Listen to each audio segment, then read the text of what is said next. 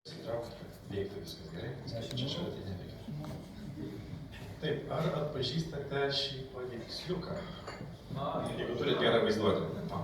Tai kaip minėjo šiandien prezidentė, vienai tai ne tik yra rekomendacijų generavimas, bet yra didelis potencialas padėti vienas kitam ir ne tik antradieniais. Bet jau aš iš savo pusės kiek vertės gaunu iš vienai, tai tiesiog prie kavos arba per individualius susitikimus, kalbantys su kitu nariu, kuris turi labai daug patirties.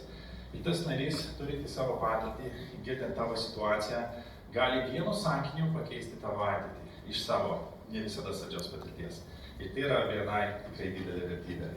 Bet mūsų bėda ta, kad iššūkis ne bėda, kad kiekvienas tikrai yra labai užsiėmęs ir sako, super patyrimas, bet neturi laiko, ne, gal kažkada. Ir čia mes prarandam tą potencialą. Tai manau, kad šiame paveiksliuke save matot, gal prisimenat panašių situacijų, o šiame paveiksliuke labai aiškiai tas atsivaizduoja, kad jeigu tuos ratus pakeistume į apvalesnius, tai vežimas visos komandos tikrai važiuotų greičiau. Tai tikiu, kad tikrai tą analogiją matote. Ir kad tą pavyzdinį ratą jums parodyti, norėčiau jūsų paprašyti pasakyti kokį temą. Ar protmūšis, ar ten rizikų valdymas, ar prezentacijos kūrimas. Aš parodysiu, kaip dirbtinis intelektas ir jo asistentas gali padėti mums kasdienybėse. Pasirinkite protmūšis, rizikų valdymas, ar prezentacijų kūrimas. Prezentacijų kūrimas, gerai. Ana, kad sakei tą. Gerai, tada pasirinkite, prašau, temą. Kokį temą reikėtų paruošti prezentaciją? Prieštaravimo valdymas. Prieštaravimo valdymas, ačiū. Kažkur matyti protmūšį. Ir kiek trukmės turėtų veikti tą prezentaciją? Nes tai gali būti 4 minučių edukacija, gali būti 2 dienų mokymai. Minutė. Minutė, gerai. Ir tas asistentas už jūs sukuria tokios prezentacijos turinį. Prietaravimų taip, kadangi mes visi darom klaidas, o dirbtinis intelektas toleruoja mūsų klaidas, tai atitinkamai ir suprantamus. Ir paduoda mums turinį, aš tada pasinaudosiu kitų įrankių, kur nesigilindamas į tą turinį, o pasitikėdamas, šiaip nepasitikėti dirbtinio intelektu, pasirenku, pavyzdžiui, kad paruoštų 4 skaidrės, nes gražus skaičius, o ne, nes 4 mėnesį, 4 dieną kažkas irgi magiško vėl vyks.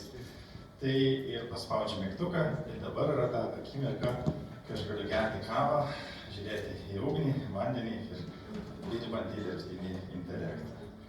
Tai va, tokio jausmo linkiu ir jums kažkada patirti, kai prisėsite prie dirbtinio intelekto įrankio, kuris taupys jūsų laiką ir tikrai gelbės tose situacijose, kai jūs neturite tiek laiko, kiek norėtumėte turėti.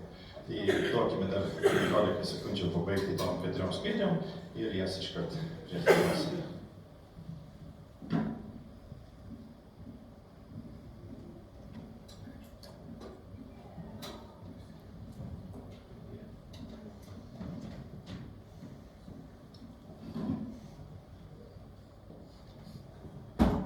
Tai prieštaravimo valdymas. Kas yra prieštaravimas? Trumpas, neigiamas ar abejojantis kliento atsakymas, stabdantis sprendimo priėmimą. Kodėl svarbu valdyti prieštaravimus? Didina pasitikėjimą, padeda išreiškinti tikrosius poreikius, atvira kelią sprendimui ir taip toliau. Esmė ta, kad per labai trumpą laiką yra įrankiai, kurie gali jums tikrai padėti tada, kai nėra laiko. O tai yra mūsų kasdienybė. Tai linkiu matuotis tos apvalesnius ratus jūsų versluose. Ačiū labai.